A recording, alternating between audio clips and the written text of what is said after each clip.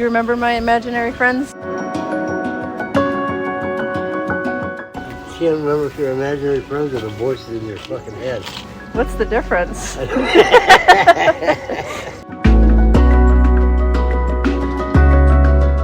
Do you remember what you would yell to me when I was off in my own world? Gert to Gert.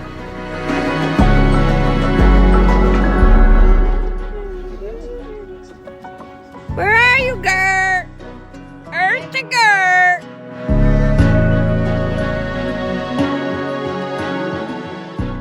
Gert. Earth to Gert.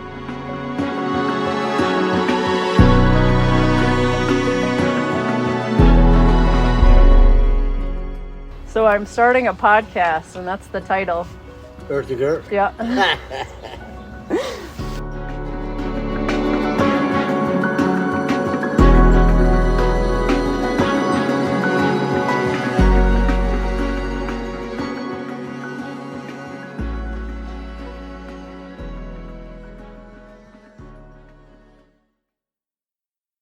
Hello, and welcome to this episode of Earth to Gert. I know I said I'd have more on my EMDR experience, and I will at some point. That's the first episode for me that isn't playing out how I envisioned it, so I'm still working on it, so stay tuned on that.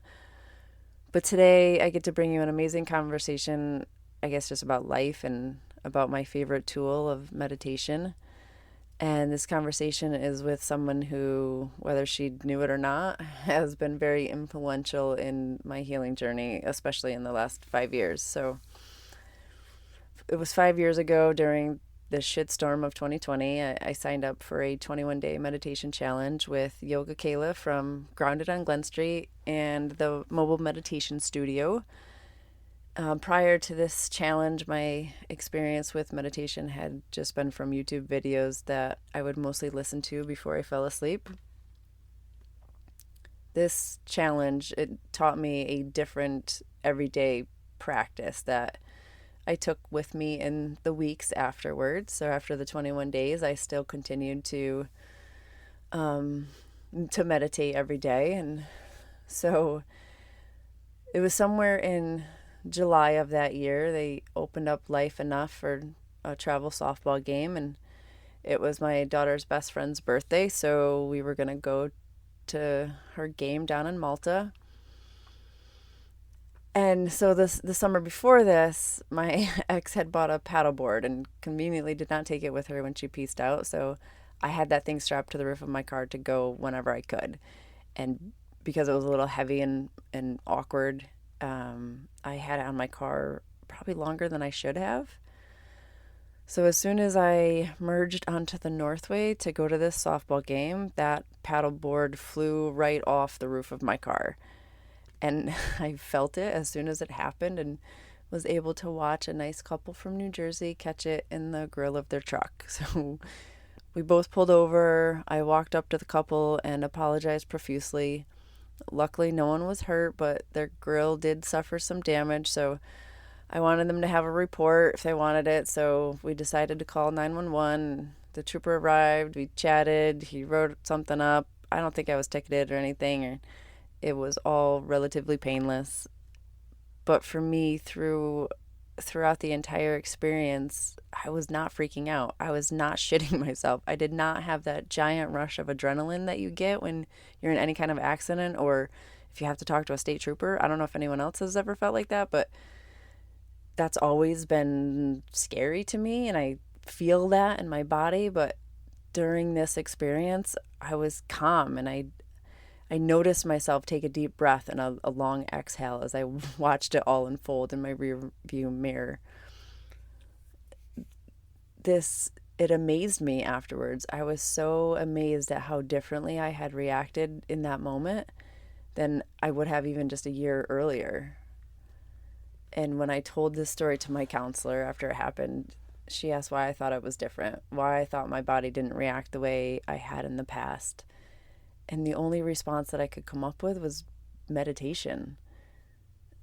Meditation rewired my brain to respond differently. Meditation has been an amazing experience.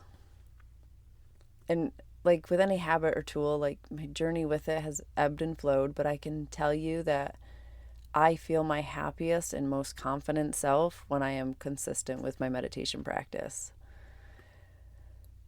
So here is my conversation with Kayla. And as always, thank you all so much for listening and for your patience these last few weeks. Now we freeze. Yeah. Well, I don't know where you want me to lead from in the start of it. So let's just jump into a meditation. Okay, so we're starting with this meditation because I'm anxious as fuck. Yeah. It's one of my go-tos. So I often, like we were chatting before, but I often choose something aligned with breath that brings me back into my own body and my own breath and out of the experience of anxiety or panic. So we'll start by just taking a nice big deep breath in through your nose. Hold for just a smidge at the top, a second, and then exhale through the mouth. Long and slow exhale through the mouth. Good. Again, take a nice big deep breath in through the nose. Hold. And then long, slow breath out. Good. We're going to do 3 more of those.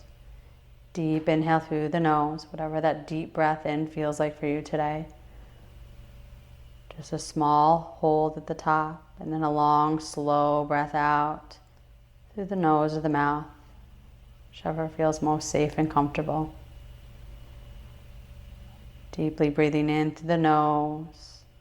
That small hold or pause. And then a long, slow breath out.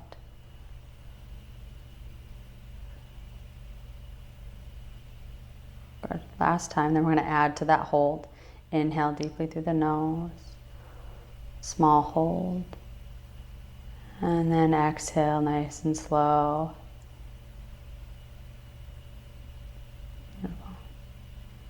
Okay, this time add to that hold. Take a nice big deep breath in.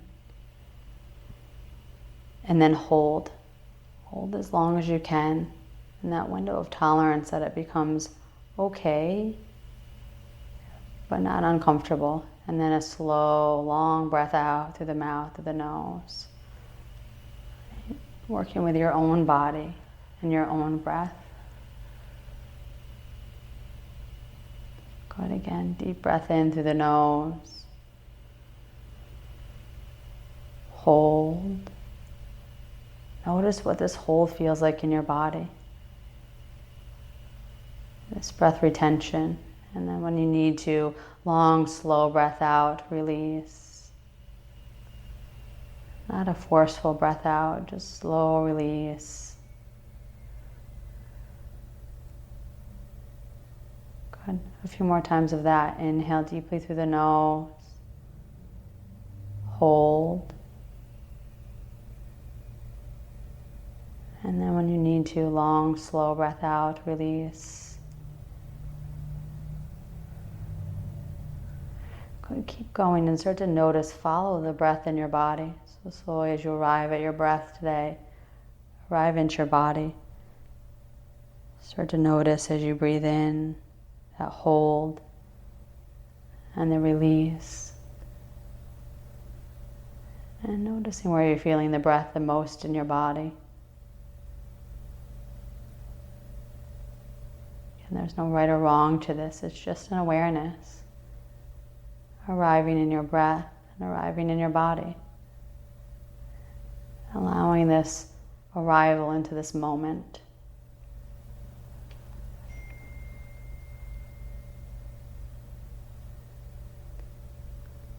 But keep going with your breath, inhaling through the nose. That hold. And then release, long, slow breath out. Can you start to notice the qualities as you breathe? And where in the body feels spacious, expansive as you breathe? And then where in the body Does it feel closed or constricted, tense even? And just starting to notice these qualities as you breathe. Arrival in your breath, arrival in your body, and then arrival into whatever qualities are here to that breath in your body. Without a judgment.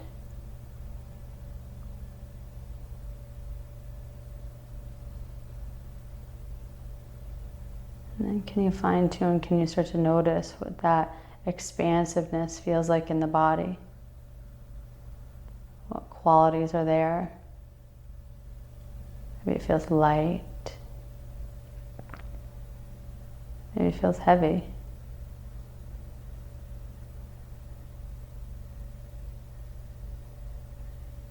And then same thing, noticing the qualities of this tension or constriction, in the sense of closed in the body. And noticing what that feels like.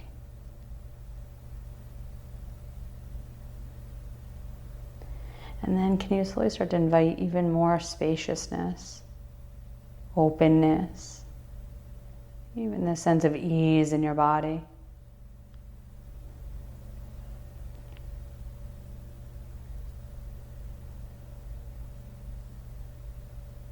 And then can you release? Can you release this tension? Maybe where it feels closed in the body or constricted, and just release that as you, this invitation for expansion and spaciousness and ease in the body.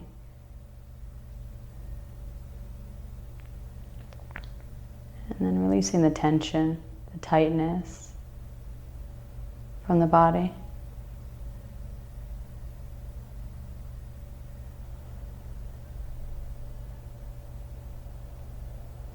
And then go back to the qualities of your breathing even.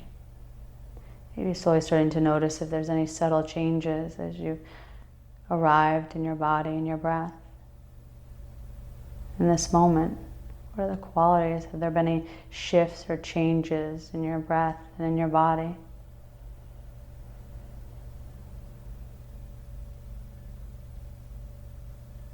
This space of curiosity rather than judgment. Just noticing what's here. There's no right or wrong to this.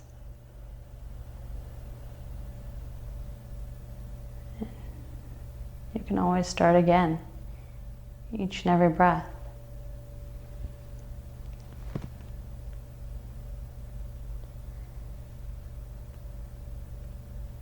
Good, and then we'll go back to that breath where we're just inhaling deeply through the nose and just taking that long, slow breath out. And come back, we're gonna do a count. So as you inhale, 1, and as you count, 2. Slowly getting to the count of 8. 3, inhale.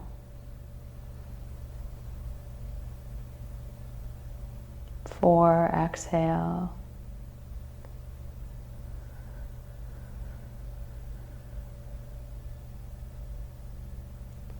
'Good, and so on. Keep going. Inhaling for 5.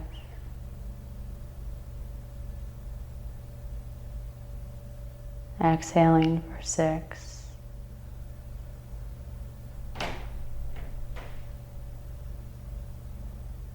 Inhaling for 7.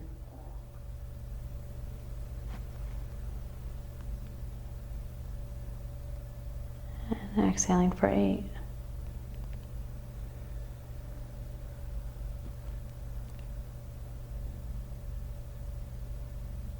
Good, and then let the natural flow of your breath come back into your body.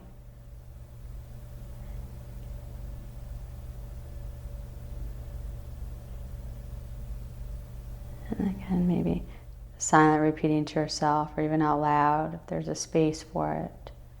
I am grounded. I am present. I am safe.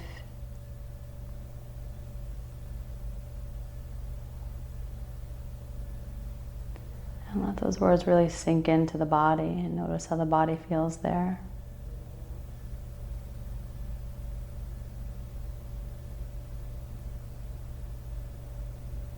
And you can stay in this curiosity with your body and your breath as you've arrived here for as long as you need.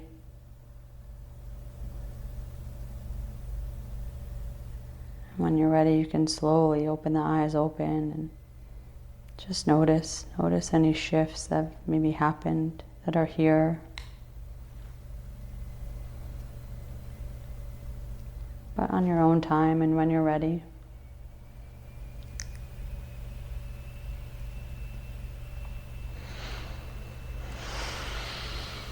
Okay. That's so amazing. Do you feel less anxious? I do. Do you? Yeah. Does that Yeah. works for you? Oh yeah, The so same, much so. probably not the same. It is. I always Yeah. talk about this, even when I lead teacher trainings and meditation trainings. I find that just as much as you're the student, so am I, and I'm just this guide. But when you're a student, whether you're in meditation or a yoga practice, right, or both, as a student, you can trail off, right? You can go back to your to-do list, or the conversation, or the overthinking brain comes in, and you leave the moment. Yeah. The beauty of teaching is that you're in the moment. Right. What it makes you this embodied teacher that you can lead and guide and be there because you are fully present. Right. So I am fully present every time Yeah. I teach and I guide, and it's this amazing quality with it because I'm here and there's nowhere else I need to be and there's no other place I'd rather be. Right. So I find that it grounds me just as I'm leading you through breath work, and it grounds me energetically just as much. I used to do that with my volleyball players at the end of practice, and you're right. Yeah. You're fully present the entire time. Yeah. I always read from a piece of paper, but Regardless whether you're reading because you're connected to the words that are coming out of your mouth, you're connected to the intention behind those words. So whether you're reading from something or you're just coming off from your own practices, like it's both. I've been teaching for so long that sometimes I do write things down because there's maybe specific affirmations I want to use, but there's no difference to me. You still come into this space of that intentional offering of that. Have you ever had anyone fall asleep? Oh God, yeah. There was one practice where we were in a classroom and it was all quiet. I finally had everybody like in a good spot, and one of them just starts snoring, and everybody starts giggling. And so I was like, "Yep, we're done now." Yeah, it happens almost every class I lead. So that is just a meditation class. I also asked that because I felt like I was getting to a place where I could nap. Yeah. Which is saying something from how I entered the studio to now.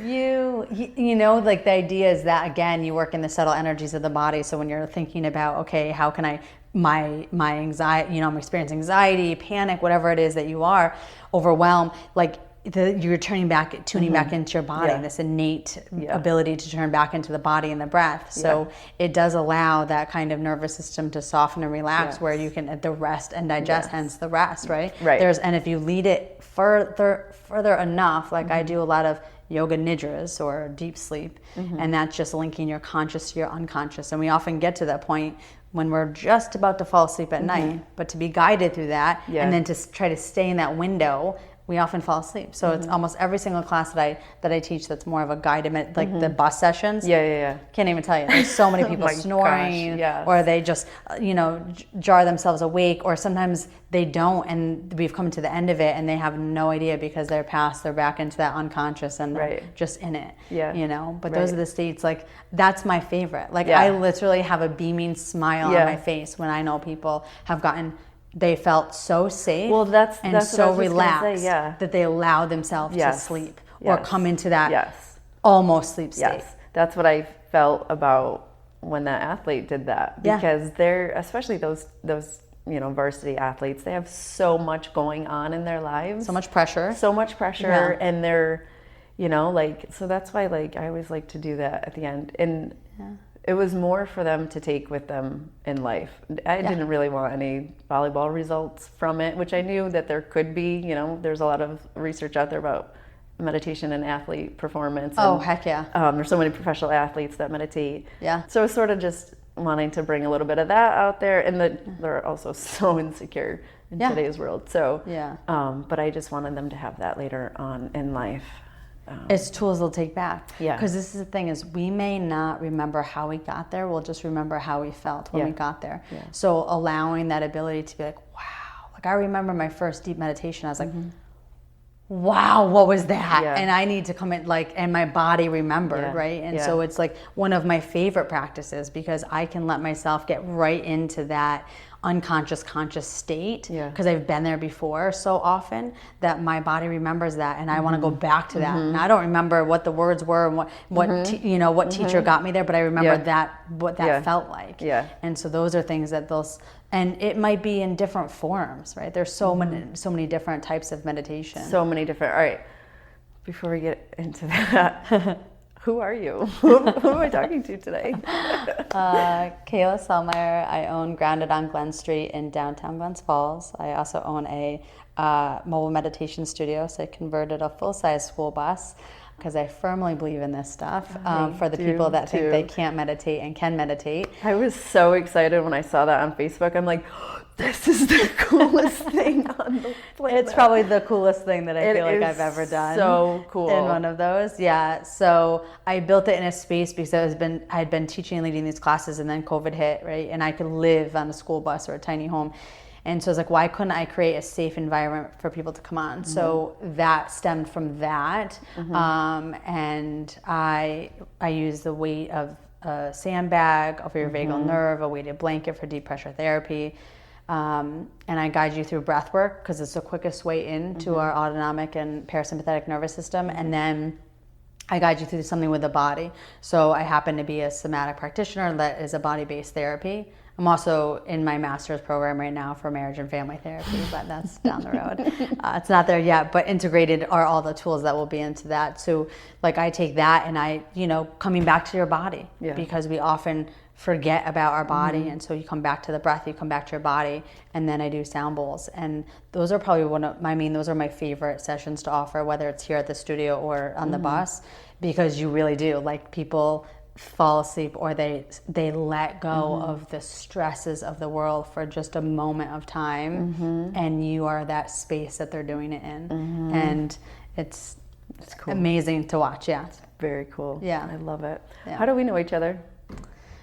We met it was during COVID or right before COVID, because you wanted me to come with the bus to your volleyball team.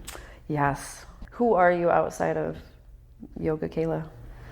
Oh God, identity, right? We don't have to go into that. We could just go back to you. Yeah, no, it's good. For me, it's not identity. It's really seamless. My life is integrated into everything that I do. Yeah. So outside of the spaces here that I hold, like again, super active and in the health and wellness. So like my lifestyle represents that, right? So anything active, I cycle, I bike, I love to paddle, I love to kayak, I love to hike, I love to move my body.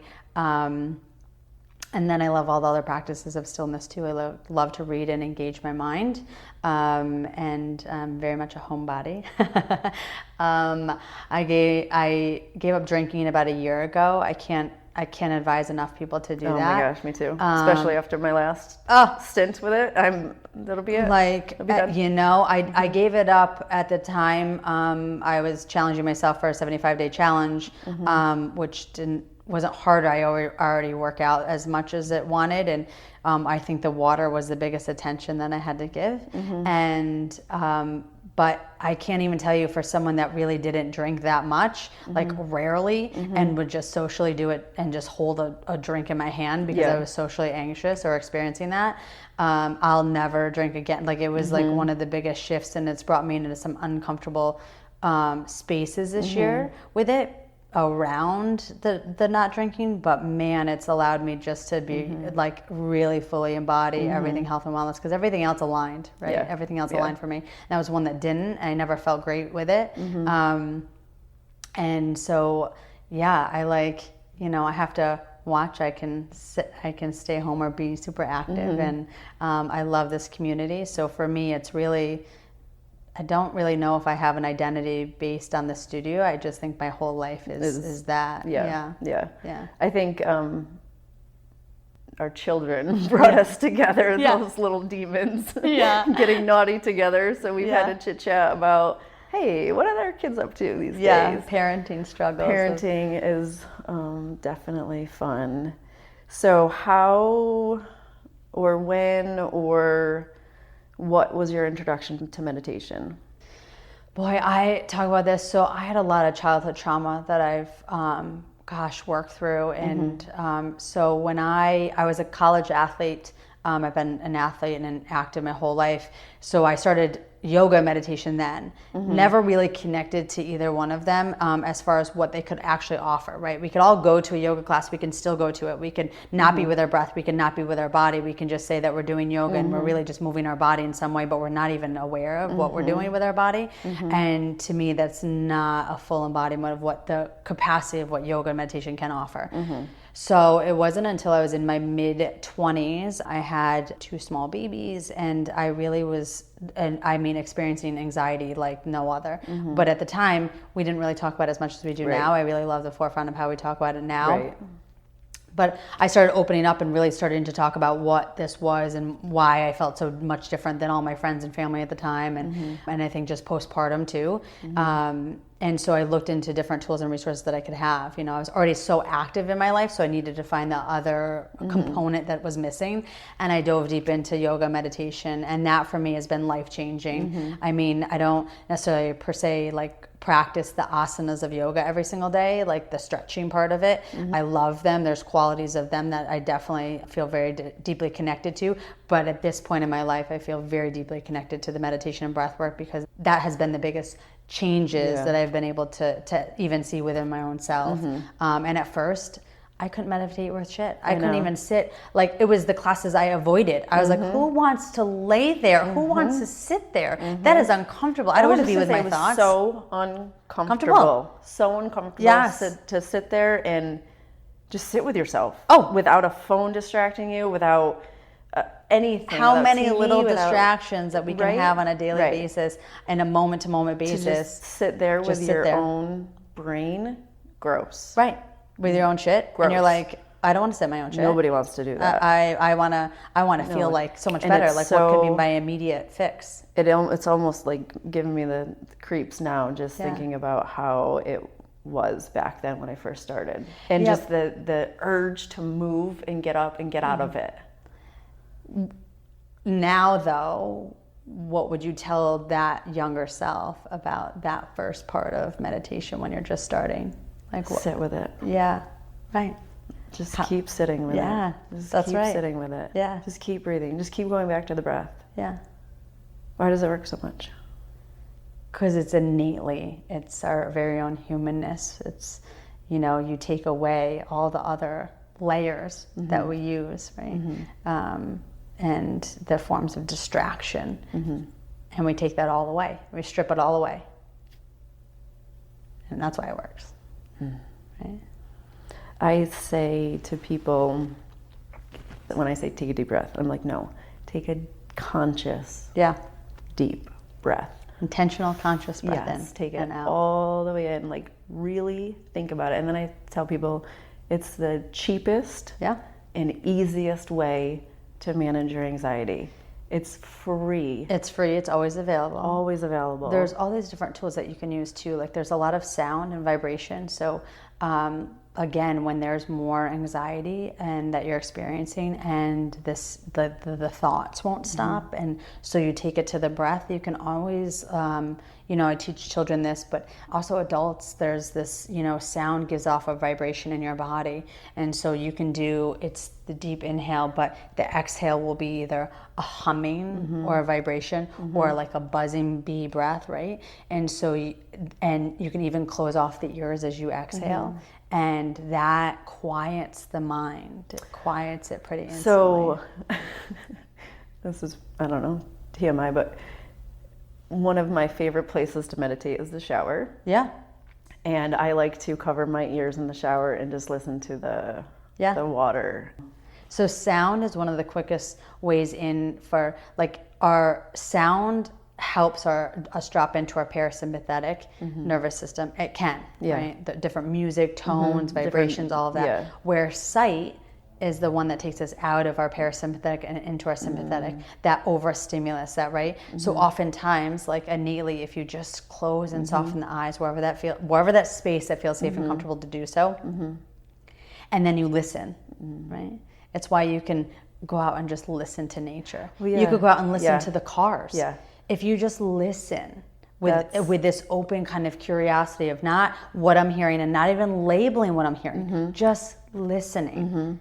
That can calm your nervous system. So in the shower, that doesn't surprise me. You have the water, all of it. Yeah. Like, That's the other thing too, is there's so many different ways to meditate. Like just that one that you just mentioned, that's another one of my ways to meditate is birds. Yeah. Is being in nature and like sound, like give off a resonance. Yeah, and identifying like the ones that are closer versus further away, the different things like that, and then the different types of birds they might be, and then ultimately you're just being present in the moment.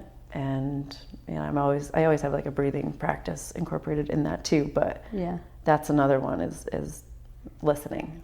Yeah. You're taking your way again, you're taking that out and just stripping kind of all the extras and you're just taking the sound in, right? There's a lot of like hertz and different sounds that give off. I'm actually super excited. I'm taking this vibrational and sound therapy training in August in Pennsylvania. So I'm super excited about it, and to integrate even more into what I'm already doing. But there's this sound, like sound bowls. Like there's such feedback that happens with the sound bowls. That's why sound healing is like a big thing. I've never really experienced a whole lot of that. Okay. Yeah. I don't think ever in person. Okay. Other than maybe if you've used it during... I use them a lot during classes, but not every class, so it could have been not a... I think that's definitely something I have to experience. Yeah. Or maybe you've done it on the bus too. Yes, I've done them on the bus. Yeah. So the bus has been super, so I'll be doing like sound bowls and tuning forks and drums and chimes and a bunch of different music instruments and vibration sound. And I just asked the student this the other day because I really want to do the sound bowls with a floating space of water. So we talked about that. I haven't done it yet because I want to know the audio and what I need to do in order to amplify the sound. Right. But that is the plan. I'm doing a retreat at the end of September right in Friends Lake, and we're going to float and do sound. That's awesome. And you can just float on your raft and like just hear the sounds of it and just listen, and like you have full body shifts.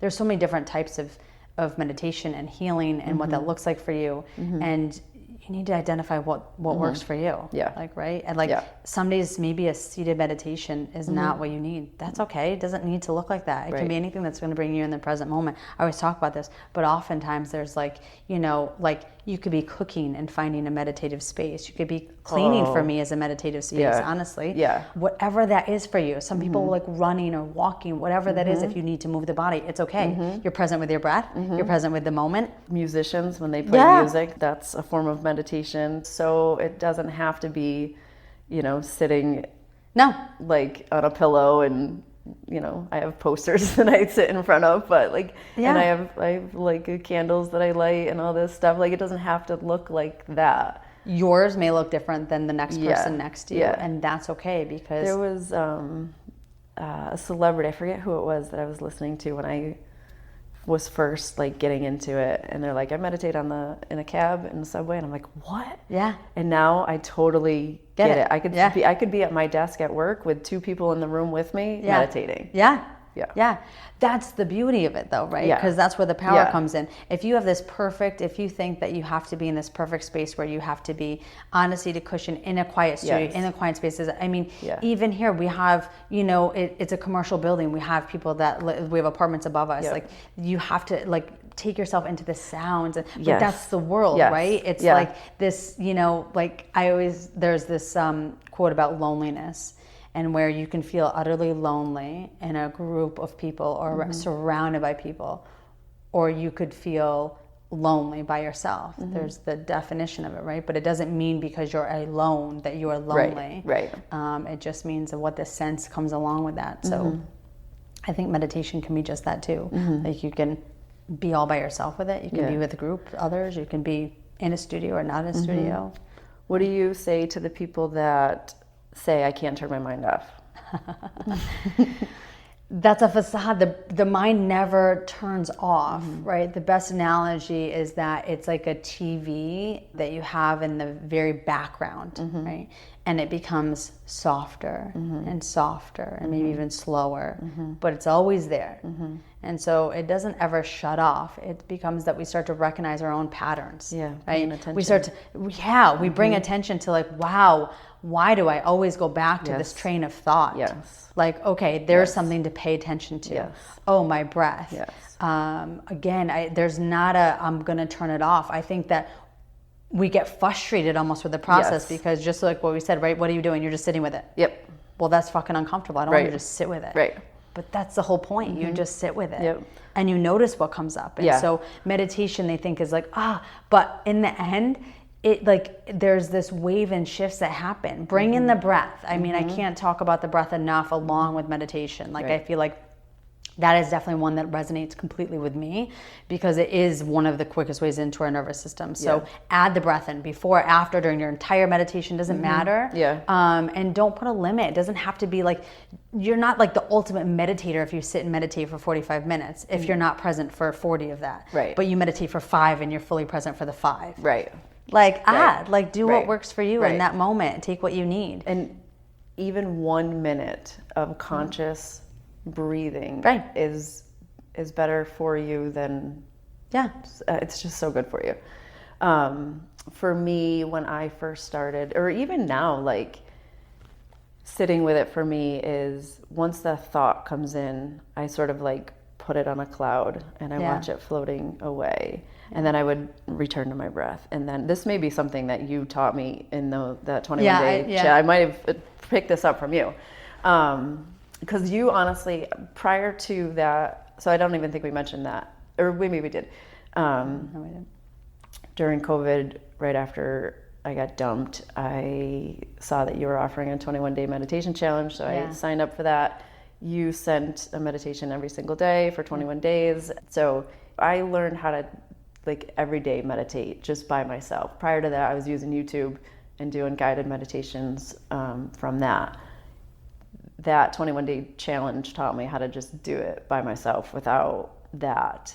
And so I don't know if I picked this up from you or wherever, but witnessing my thoughts, you know, on a cloud, watching them drift off and like get smaller, and then returning to the breath. And then when a new thought, because you're always going to drift off. You're always going to have that monkey mind and go from one to the next. And the more you practice, because it is a practice, like none of us start out being good at anything. We all have to practice, right? Yeah. So then it would just, you know, and then it would just be less and less where those thoughts came in, and I could stay with the breath more. And then I was getting to there was a point in my life where I was sitting and meditating for 45 minutes every single night. Yeah. And that was the happiest, most confident I have ever felt, I think, except for last summer after that big round of EMDR. Yeah. But I'm not in that space right now where I was last summer. But I think the insecurities of this. All of it's relative, Yeah. right? It's all Yeah. relative. And I think again, the patterning. Like, I think one of the biggest values you can learn is where your patterns go to. When it's uncomfortable, when it's happy, when it's great, when it's easy, when it's not, like, and noticing where that goes to, and like how you're so much in charge of that and the attachment with it, right? So I love the analogy of the clouds and letting it float by, right? Even I use that analogy like when you're up at night, right? Like we often counting sheep, right? That's been forever long, right? Right. But like instead, just let them go by. Bring your breath in, extend the exhale, right? So you really want to get into the parasympathetic nervous system. You need the length of your exhale to be longer than your inhale. That is very key, and that's what I tell people when I'm talking. And trying to. It does not matter the length of your inhale. Don't again, you want it to make sure that your nervous system feels safe. So when you're coming into the breath, you're not looking for something where you're like and holding and it's bringing you into the sympathetic. You want something relaxed and something that works for your body. Right. The diaphragm is very much a muscle. So if you're not using it and you don't use it regularly and you're not breathing deeply, breathing every day. Regularly. You don't unless you're like kind of in my profession where I use it every day. Right. But just in everyday life, we're not breathing. Right. We're very shallow breathing. Shallow breathing. And the more you deeper you can breathe into your body, and the deeper you can actually physically be in your body, like when you can breathe more into your belly rather than your chest, again, that really helps. But again, if your breath is like a 3-second inhale and that's what you can work with today, great. Just allow your exhale to be 4 seconds. You just need it 1 second longer, if not more, because the length of that exhale is what's going to determine you to be able to come into that parasympathetic nervous system. Right. And so that's going to soften, that's going to rest, that digest, everything starts to slow down, right? Our nervous system is not, I always talk about our nervous system, it's not bad, it's there for a reason. It's there for a reason, we no longer have a threat of the tiger, but we tend to be, and again, I do a lot of somatic healing workshops, and they're really just intro workshops to eventually do one-on-ones if you're interested. But you need the basics and you need the awareness. And so a lot of it is your nervous system, like anything, right? Even therapy. Like if your nervous system isn't feeling safe, there's no amount of healing that can happen until that comes back in. Right. And so I find that like when you understand the nervous system, this autonomic nervous system, 2 different parts. Sympathetic, you can think of as the gas pedal, parasympathetic, the brake. We don't want to be stuck in the brake all the time. We don't want to be stuck in the gas pedal all the time. Even though when we have copious amounts of stress, that adds to trauma because our nervous system is either stuck in one or the other, and a healthy nervous system flows back and forth between the two. So the more you have these practices of like breath work and tuning back in, you release stress. And so instead of having this oxidative stress in our body, we release it. We have this form of releasing it. And so that way we can slowly start to notice our patterns and it flows. Yeah. Right. And so even in one session of a meditation, it doesn't mean that you're not going to flow into sympathetic and then go back to parasympathetic, because some thought might come in that brings you into this arousal. Yeah, that happened to me. Yep. And then you breathe through it and you allow that to flow back into the parasympathetic. So, again, that attachment to what it has to be. Just allow it to just be. Yeah, and that the extended exhale is telling your nervous system that you're not being chased by a tiger. Right. Because if you were, you wouldn't be able to have that longer exhale. Right. Yeah. You said something. If your nervous system is activated, there's no amount of healing that can happen. Yeah. So that brings me to this phrase that I've held on to is you can't heal in the same environment that made you sick. Yeah, correct. So if you're living in an environment where your nervous system is activated, there's no amount of doctors, medication, eating right, breath, whatever, if you're living in an environment that activates your nervous system. Yeah. Find a space. There's no amount of healing you can do there. You can't heal in the same environment that made you sick. You have to do something to change your environment. Yeah. And you're the only one capable of that. That was for my mother. But it's true, and you're the only one in charge of that. Correct. And so whatever that looks like for you, you have to feel that. So again, I mean, that comes from my own trainings and knowledge, but you really, like, your nervous system needs to feel safe, and that's where healing begins. That's why like that, like spiritual bypassing, all that stuff, like that doesn't really, like, you can't really bypass if you want to actually do the work. I mean, I suppose you can give off the facade, but I freaking have done the work, and so I feel like that's where it comes in. So like, don't bypass it, sit with it, allow the nervous system come back into safety, and there's so much that can happen. Yeah. I mean, like there really is, and you can change on the exterior wise. I don't look that much different from even high school, except for I'm full of tattoos and a nose ring. But other than that, I don't look, and I've aged, right? But internally, this inner landscape, she's completely different than that was from a year ago even. And we're always changing. Why? Because changing. I go back to this practice of meditation and breath work. Yeah. And all of the other practices that allow me to live. I remember one time, this was My kids were 2. We had moved to Vermont when they were little, and then we moved back, and I went through a big, huge change in my life. And someone said to me, "You've changed," and they said it in a negative way. And I was like, yeah, no shit. I was just isolated in Vermont with, 1-year-old twins. Yeah. How do you not change after that experience? Yeah. How do you not change after, having children? And so we're supposed to, is what I ultimately ended up saying. Yeah. Is we're supposed to change. Yeah. We're supposed to grow. We're supposed to be different. We're supposed to say no to things that don't serve us anymore. But that's the boundaries, and that's a healthiness of working through your own stuff, and that makes other people uncomfortable if they're not doing the work. Right. Right. So if they're not changing and they're not doing the work. So many people uncomfortable. Oh, heck yeah. So many people uncomfortable. Yeah. I have lost a lot of connections in my life because I am a different person. I have changed. Yeah. And you change the energy of who you are as well when you do the work, right? Yeah. So it's not about being better than anybody. Right. It's just you've outgrown that space that you were in and that energy that you were in. Yes. So even by you doing that and you amplifying your own energy, you're not going to be connected to the same people that you were before. Right. Like I'm not connected to the people that I was before. And that's okay. And that's okay for them to live their lives the way they are and heal, right? That whole let them theory by Mel Robbins, which I love, right? And again, and then I can let me respond in however I want. Right. And can I just the whole let them theory wasn't originally Mel Robbins. Do you know that?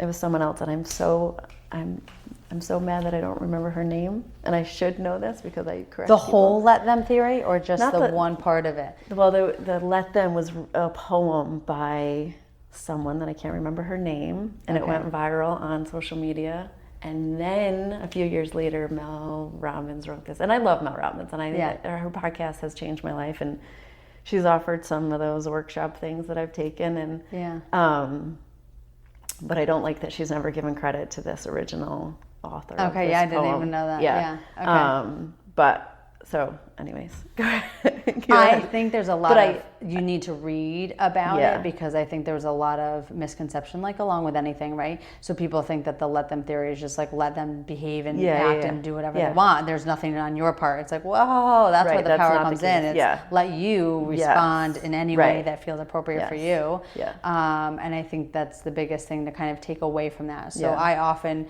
will turn to that sometimes to be okay, it is not, I have to let them behave in this way, and then I can let me respond in a way that feels safe and where I want to be.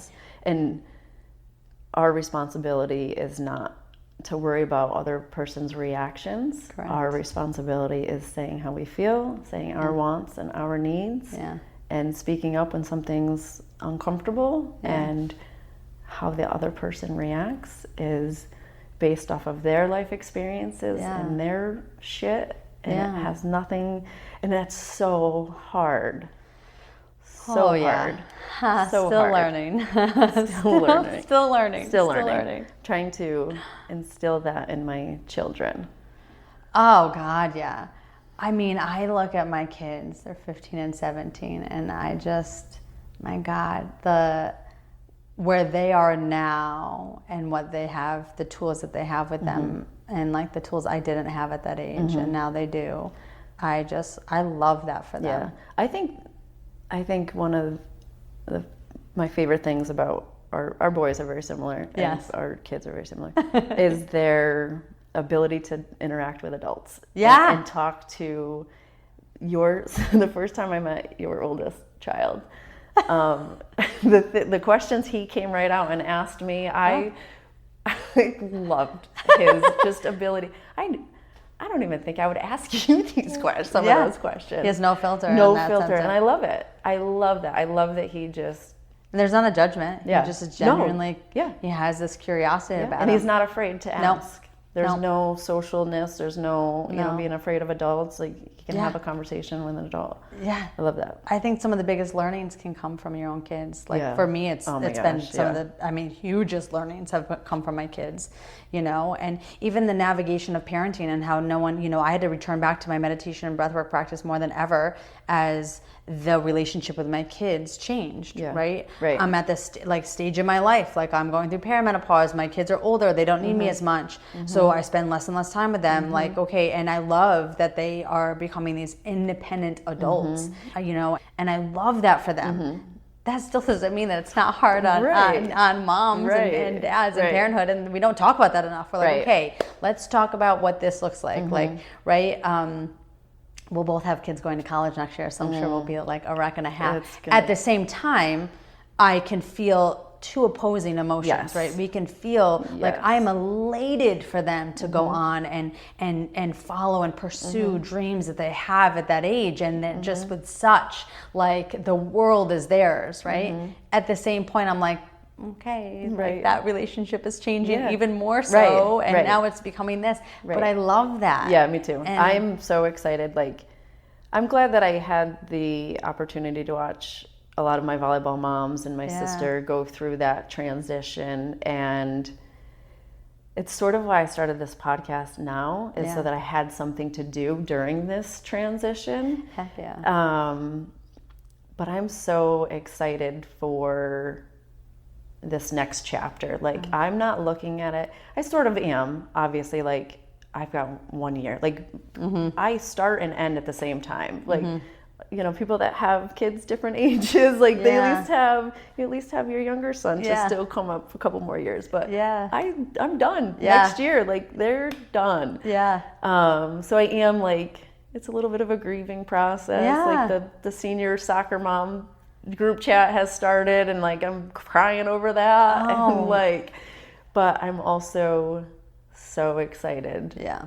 to watch them go through that Yeah. next chapter. And I'm excited for me too. I was gonna say I'm that. so excited to have a different relationship with myself. I actually get to decide what I want to do Monday through Friday. This is what I think moms and parents, we often don't talk about as Right. much, is that we can have all of these mix of emotions that Yeah. happen with it, and we can also look at it like, oh my gosh, I get to decide what my life Yeah. is going to look Yeah. like now, Yeah. because there is a sacrifice with children. And yeah, I mean, I'm a few months into my graduate program because it was the next step for me. And because I had the time, and because my kids are Right. where they are, and Right. they fully supported me in this. Right. And yeah, like, I don't know, like, I'm excited for them just as much as I'm excited for me. Right. There's a lot of things that, Right. like, I want to make myself available for them. So when they're in college and that availability becomes less and less, that they need me and they need less of me to be available, that means that I can make myself available in other areas of my life that I haven't always had. Right. And Right. we don't talk about that enough. No. Like, phew. No. Like, and I love the teenage years. People, I mean, I am know. loving them too. Oh my God, they're just such They're little so- adults, and they right. have conversations, and I'm present. Yeah. Like, right, because I think the moments Yeah. are fleeting. Yeah. So I find I'm so much more present Yes. than when they were 2, and I Yes. had all the moments. Yep. That's me as a mom. Yeah. And like, I just feel like I had all the moments then, and it was like, oh, when do I get a moment for myself? This is so hard.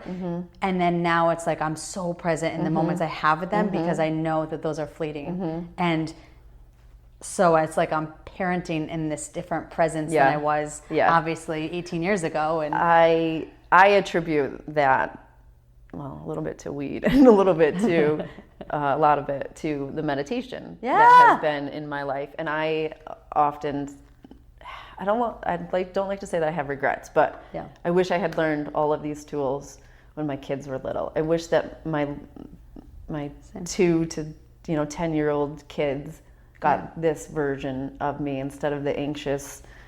I would flip out even, and luckily I don't think they remember this the way that I remember it.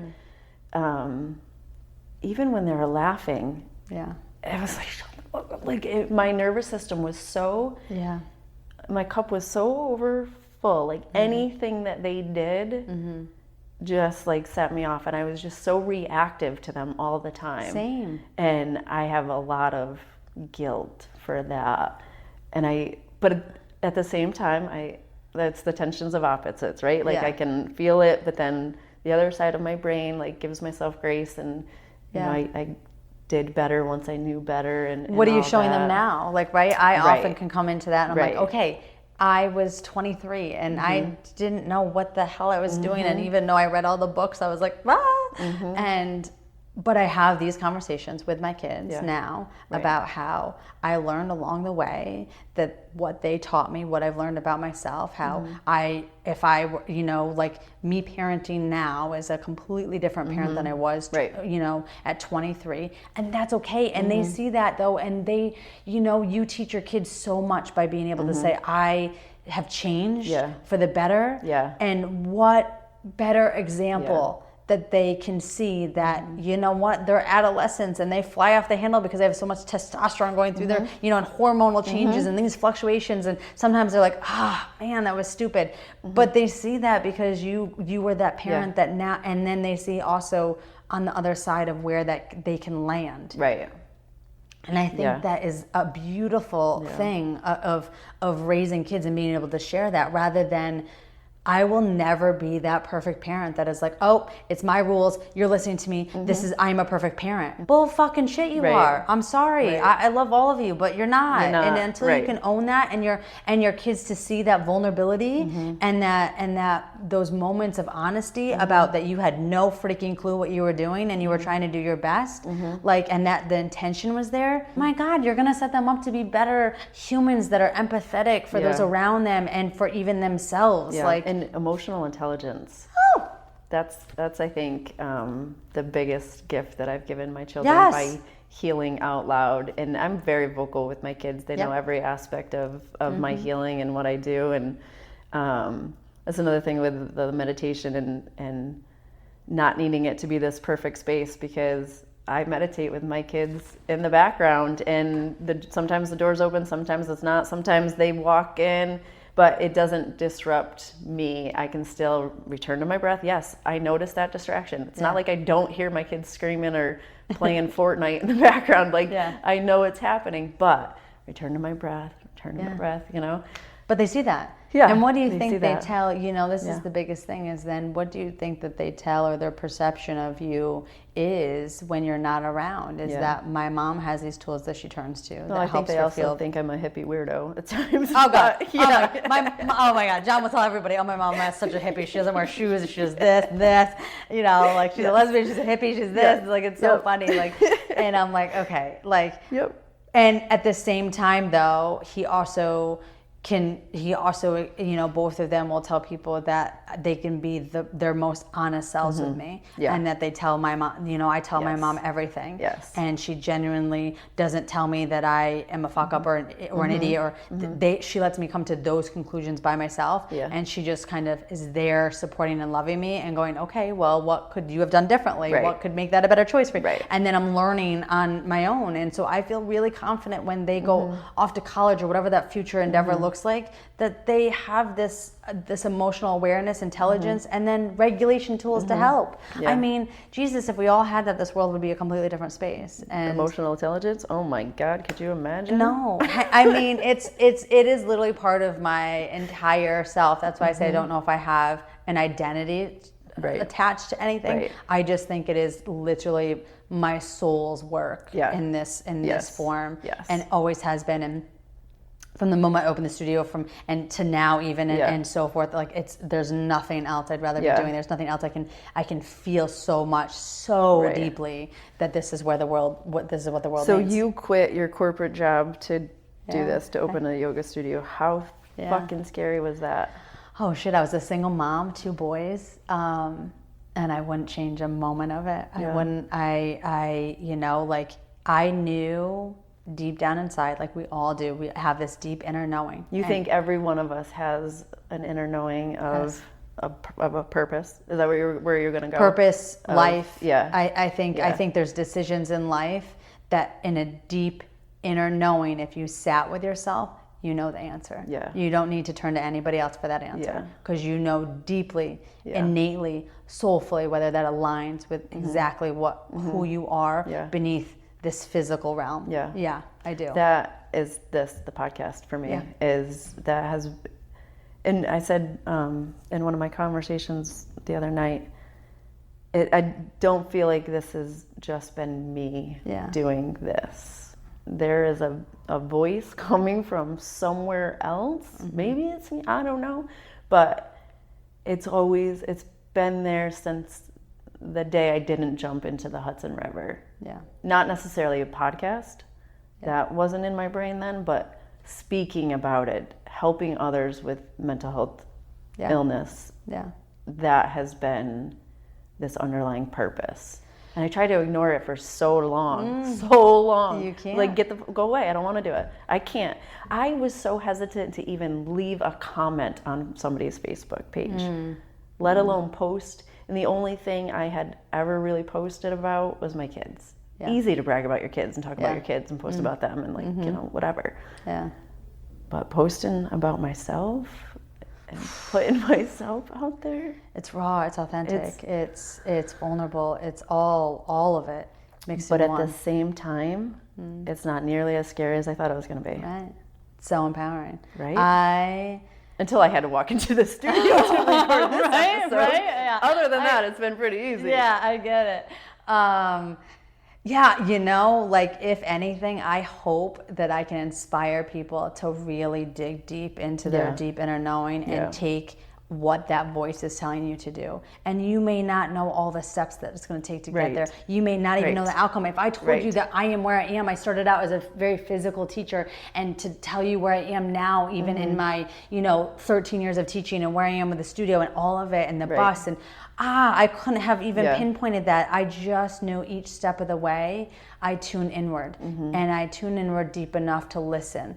It sadly enough, it was one of the biggest reasons why I divorced. It's like, it's the biggest reasons why I've done, this deep inner knowing. I was like, this is my next step, or this is my path, in staying true to that. And I think that is, and it doesn't necessarily, I know a lot of people think that has to do something that they do as a career, but your purpose doesn't necessarily have to be your career. Your purpose can be something completely different than your career. So we said it like it has to be monetarily.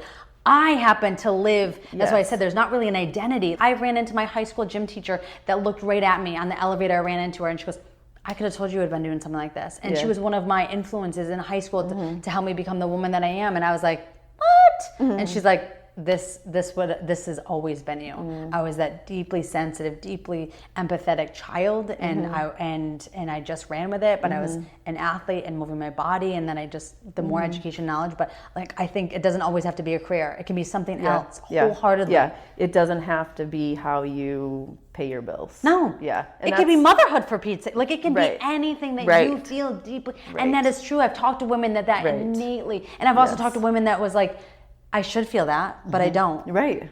Okay, but what else would it be? Like, there's so much, like, it doesn't necessarily need to be career. Right. Yeah. But it can be utterly, utterly fulfilling. I can't even, the amount of fulfillment with the sense of purpose that I'm living this life that my soul intended me to live. And then just no longer denying that is huge.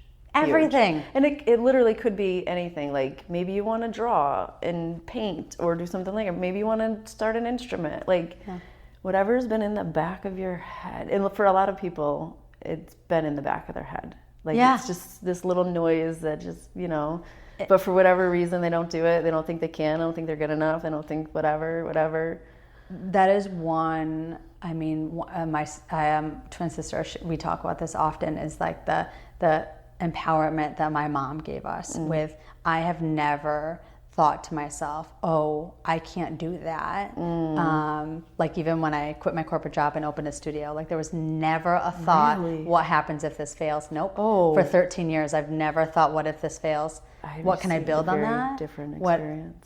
But never, what if this failed? I have never gone or felt that way, like I couldn't do something because I thought I was going to fail at it. I was okay failing, right? I'm okay with that, but it wasn't that I'm going to. That might happen, sure. It might, we're not going to, but I never went into it like this is, yeah.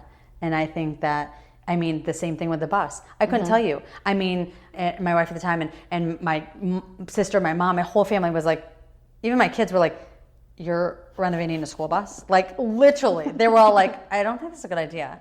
And, you know, and I talked about it, like, and it was, and I genuinely love my ex-wife now, and we're great friends, but like, it was one of those things that's like, yeah, no, I really can, you got to see the vision. And she's not a visionary. And she's like, I can't see the vision. And I'm like, just trust me, like, this is the vision. And it came together, and then everyone's like, this is brilliant. Amazing. I love the bus. Right? But if I had listened to all the people along the way that my deep inner knowing knew something, I had this vision in meditation that was my next step, and and I followed it. And like, if I listened to the people that were like, no, that's a terrible idea, I wouldn't live my life half of what I do. And we all can get into that. Yeah. And I feel like you can't really, or maybe you can. I feel like meditation and just knowing, like, it brings you to a place where you trust that instinct, that gut. I think. Yeah. How many right? times, like as a kid, our kids will tell us, right? They have these gut instincts. Yeah. As adults, we tend to not even listen to them. We we ignore it, or don't we're listen to not it. even in tune to it because Right. we've ignored it for Right. so long Right. that it becomes this numb part of us. I think on the other side of that monkey mind, you just said you had a vision during meditation. Yeah. So on the other side of that monkey mind, if and when you get there, you start seeing those visions of what you want your life to look like, or what you think, and that's where the whole podcasting, like, it has been from meditation. It has been from, on the other side of that monkey mind is where those thoughts and those, even like my intro, right? Of my dad coming in, my mom, my sister. That was a vision for meditation years ago. Yeah. And to produce that and put it together finally. What a fucking relief that was.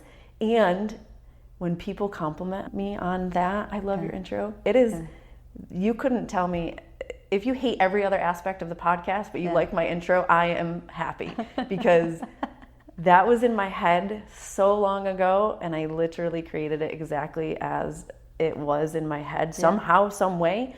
I thought I needed someone else to do it for me. I said it to a friend of mine, I'm like, help me do this, and whatever, it all fell through and it didn't happen. And I just like figured out how to do it. This is the thing that makes that beautiful, is that it didn't necessarily happen on a timeline that you might have given yourself. No. But it happened. Yes. Right? And so even with manifestation and the art and like I talk about the interconnectedness of energy, like, it doesn't just happen when you want it to happen. It happens when it's supposed to. But it happened. Yes. Right? Like, it happened. And like, for that, even that deep inner knowing that took you a while to cultivate. Like, it wasn't something that happened right away, right? It takes some time to cultivate that. And the trust in that, the trust in our deep inner knowing too, that's work. There is work to that, like, especially if we have not trusted it in the past, or we've pushed through. I mean, I can't even tell you, like, the relationship as I got in, that red flags were going off left, right, and center, and my entire inner knowing was like, nope, this is not your partner. And I was like, yep, they're the one. They're the one. Let me fix them. They're the one. Let me fix them. Let me fix them. No. I can change. Yeah, like, It'll be fine. It'll be fine. That's the other thing, we were talking about vibration. Yeah. Between people, we each have our own vibration. Yeah. And everything can look good on paper, X, Y, and Z. It could look like a perfect match, but if that vibration is off, it's off. Yeah. It's like, you can do the work. It's why, like, again, when we talked about when you do the work on yourself and then you kind of outgrow other people because you're raising your vibration, really, right? Yeah. So then you're outgrowing them in a space because your energy no longer matches theirs. So you're in now, and then now you're choosing to put yourself in spaces that their energy is matched or if not amplified. So I was like, that's one of my, you want to start to learn how to trust this deep inner knowing. Listen to what your body and this deep inner knowing has to say when you say yes to certain things and no to certain things, right? So say yes. and then notice. Like if my energy feels completely depleted, drained, I should have said, and my entire experience why I'm in it is I should have said no because this is not where I want to be, this is not what I want to do, then I need to listen. And so it doesn't mean that there's anything wrong because I didn't listen. It just means there's feedback with my patterning that I didn't listen that moment, so the next time I'm going to. Right. And then the moments that I say yes, and I'm like, freaking yes. Like, we went paddleboarding last week and I was like, okay, all right, that's it. Like, I need to go paddleboarding with Gert more. Like, this was so fun. Yes. Our conversation hours later, I was like, oh my God. That's why I it just hours? checked the clock because you never know with us. I'm like, did I really set the timer? But we're still good. Oh my God. So, like, those are the things, right? Yes. And you tend to listen, and that's vibration, and that's energy. Yes. And nothing can really change that except for you. Right. And that's how we become into tuning into our deep inner knowing and listening. Yeah, I like that. That of just witnessing, like when you say yes to something, how your energy shifts after you've done that, and then that really is, and then you have the opportunity to reverse your decision. Yep. Or do differently next time. Yeah. You know what I mean? Like maybe you didn't show up completely yourself Yes. because you were reserved because the people that you were around, and you felt safe, but you just were not okay. Yep. What did that look like? Right. So like maybe that's it. And it doesn't, even if you don't feel like, I mean, I'm a person that if you're not just, that was 1,000% yes, I do it all over again. Yeah. Right. Then maybe you don't. Right. Right. But again, I do think it's important to tune into that and what you're feeling, because that's how you start to know and trust yourself. Yeah. Back again, if there's times that you have not trusted. Why I said this morning, I'm trusting you to say no if recording this podcast is so this not is really a perfect what you example. want to do. I was terrified for this podcast, terrified. Right. And not because you and I can't have great conversations, Right. we always have, but because I don't know, it's different for me, and it's putting it's out there, and it's vulnerable, and I'm not a fake person, so Right. there was no faking the podcast. So I Right. was like, okay, I'm going to show up 100% authentically myself, because that's I literally connect to people based on their Yes. authenticity and vulnerability. And so it's like, okay, this is what you have to do, right? It didn't mean that I wasn't scared shitless. And when you gave me the option to back out or not, my initial thought emotionally was, I would love the connection with you today. Yes. It Agreed. wasn't. It so that outruled my own experience of anxiety for the podcast, based on the fact that I knew I always feel great when we get together and talk. Right. Agreed. And so I was Connection like, is- push through, Yes. push through. Yes. I like want the connection, but I'm going to push through. And so it doesn't mean that you just say no to anything that's uncomfortable. Right. And then, And I also gave you the option just to chat without the microphone. Right. We could have said no, but you did agree to record. Right. How are you feeling now? Are you, Great. Are you feeling okay with? oh yeah, 1,000%. And that's why, once like- we got going, I was like, Yeah. like then it was us having our conversations and us being us. Yes. And Without- that has always been my meditation and vision for this podcast, is that it's just conversations. Yeah. I don't want to interview people. I don't want to have a list of questions. Yeah. I do find that as people are getting close to recording, they want some sort of, so I did email you a whole itinerary. I don't even know if we've done anything that was on that original email, said Besides, anything. like, who are you? Right.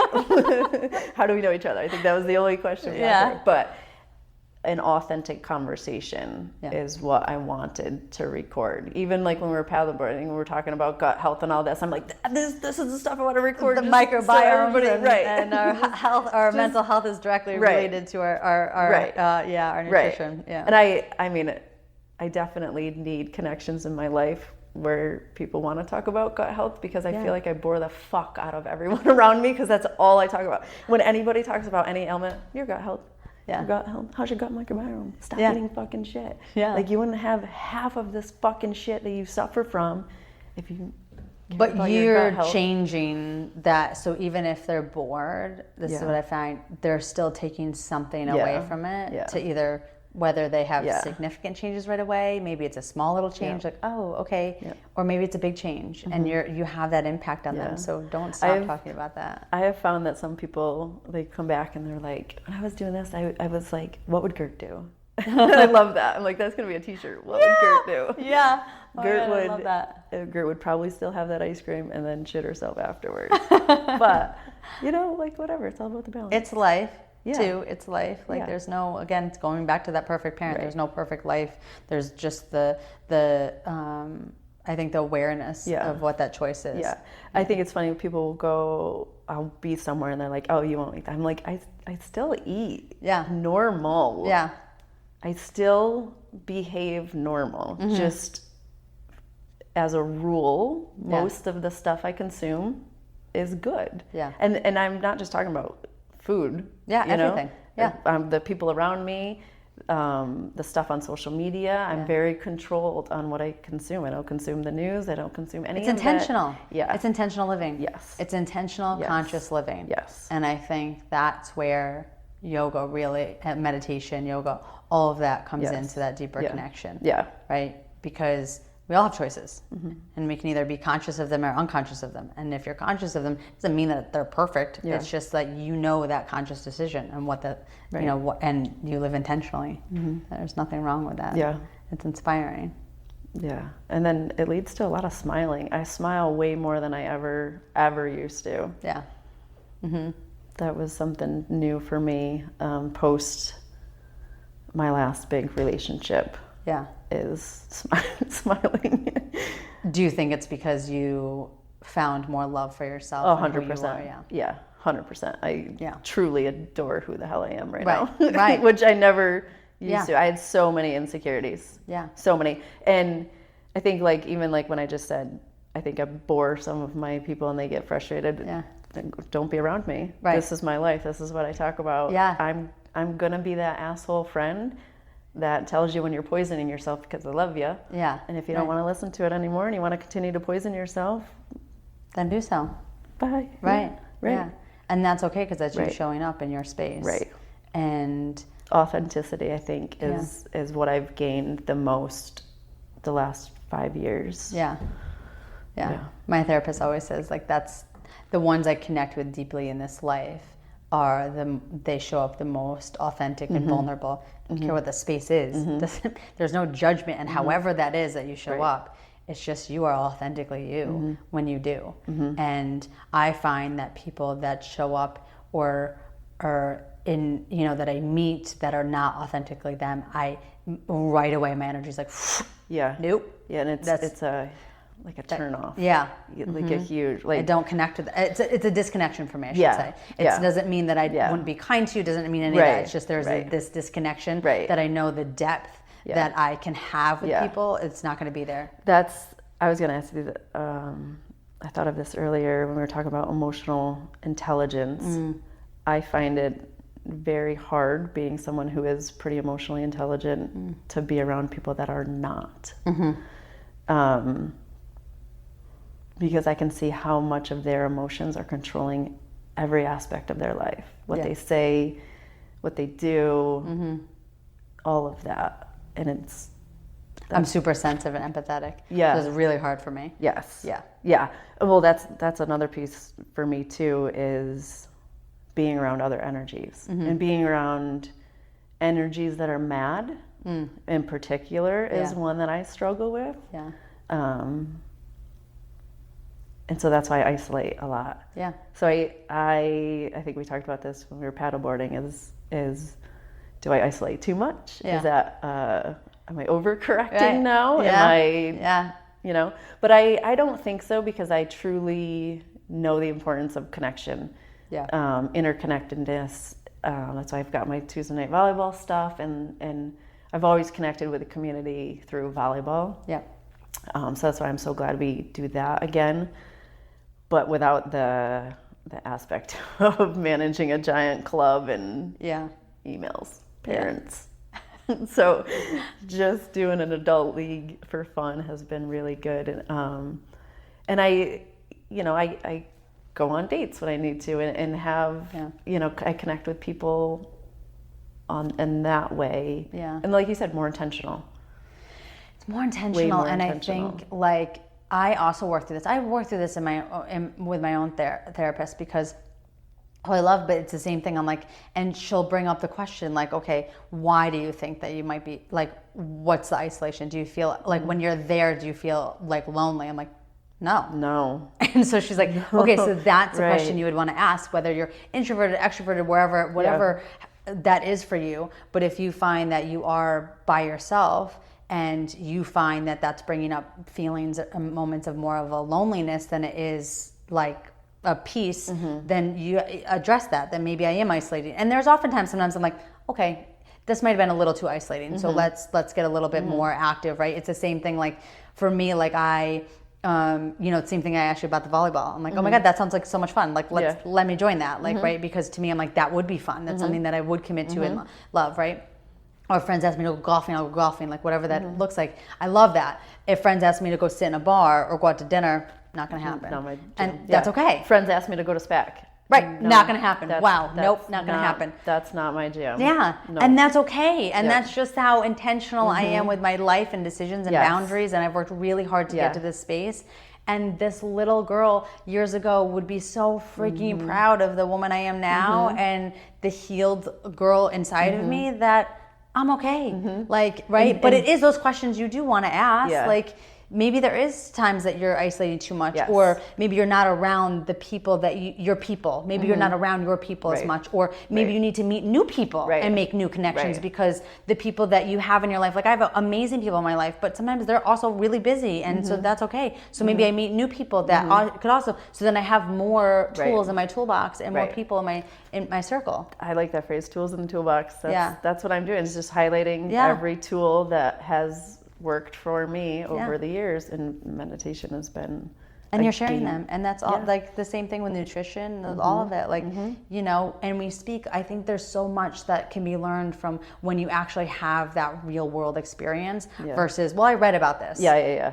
But I've Right. never really experienced it. It's like, Right. like I don't just talk about meditation because I read on Right. it. Like I do it. I talk about it Yeah. because I literally. That's why I say there's not really an Lived it. identity between the studio and the Right. boss of my life, because they're all all integrated. right. Yeah, there's Right. not. Right. They're all seamless, and Yeah. and I practice them, and I have all these tools in my toolbox, and I just share them because this has worked for me, and I honestly love my own energy and love myself, and that sometimes can be hard for people to find, but I was an anxious 20-something new mom that did not feel that way. Right. So it's taken me a few decades to get here. It's not Right. like this happened overnight either. Right. Like when we think about it. And I think is that anxiety, it's there. We talked a little bit about that. It's whether or not it's running your life, ruling every aspect of your life. Like, I am not without anxiety. My fingernails are so bad right now. Yeah. But my life is crazy right now. That wasn't the timer. That was Spectrum asking me to pay my bill. So I'm not without anxiety. Yeah. And I think one of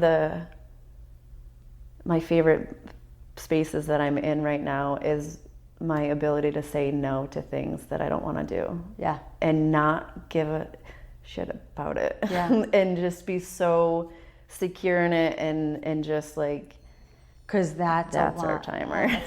Because that's a lot, and we don't always have that, right? We don't always Right. have that, and that's where I think that the work comes in, slow, steady, these small changes that you make. It doesn't have to be an overhaul. I always say that, like, I didn't go to India and have some spiritual Right. awakening. Right. I've been doing and living these practices and adding more tools to my toolbox every chance that I get. Yeah. Over decades. Yeah. Like, so start somewhere. Right. And can you befriend?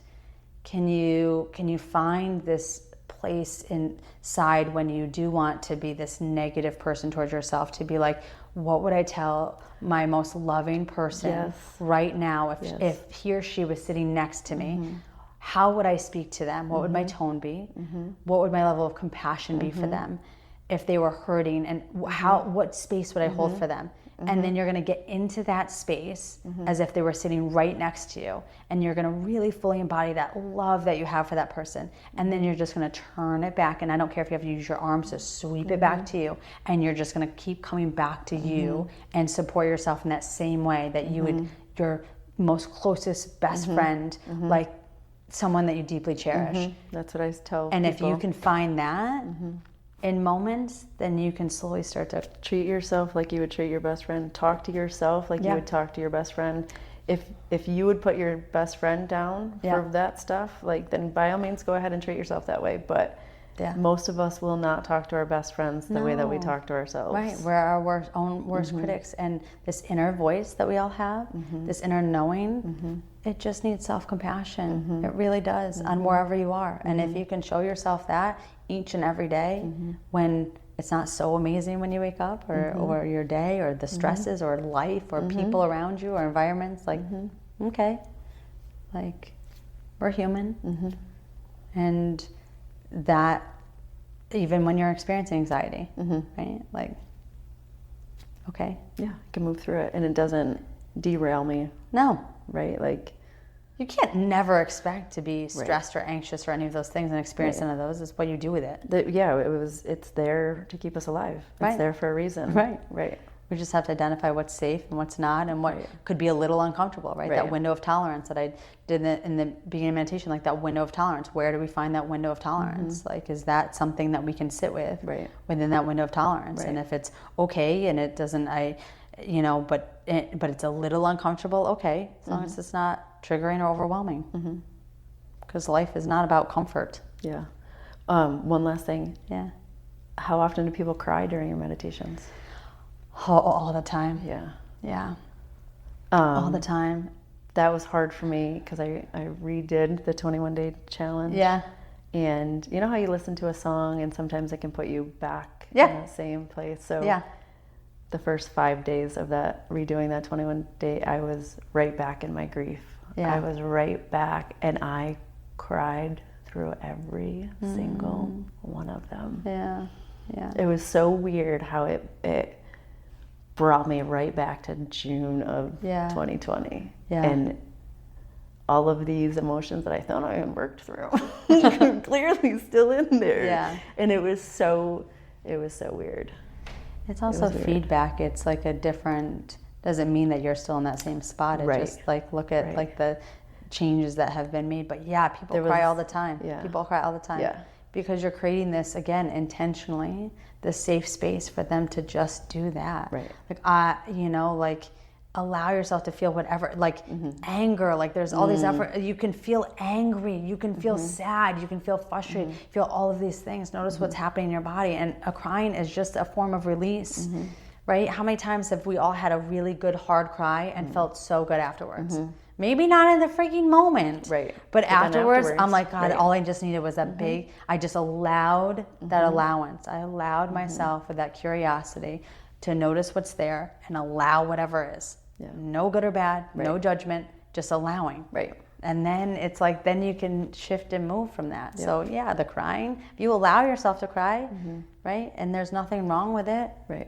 I've had men and women both crying, like, because it's that safe space that they allow themselves to really check in and tune in what they're actually feeling. Yeah. Thanks. Thank you. I really to be it. Continued. I know we could talk about my God, plethora of things. Like hours. We haven't even. When you just mentioned anger, I was like, nope, we got to go. Don't ask anything about anger. We can't, because that is that's something that I'm currently working on, allowing myself to feel. Yeah. And not shaming myself afterwards or think that it means. So you can experience anger. It's how you respond to it. Right. So I sometimes I don't want to experience anger because my mom was a very angry person, is still working on her anger, but her response to anger was abuse and not called for, right? So my response to anger is completely different. I shut down. So whether you're my partner being angry at me or I'm angry at myself, I shut down. So it's about that allowance still and that window of tolerance, but your reaction and response can be so much different than whatever anger you've experienced in the past. And then trying to teach that to my children. Yeah. Is especially when it's an emotion I don't fully understand or allow myself to feel yet. Yeah. But I know that I need to teach my children that it's okay to experience anger. Yeah. Not especially.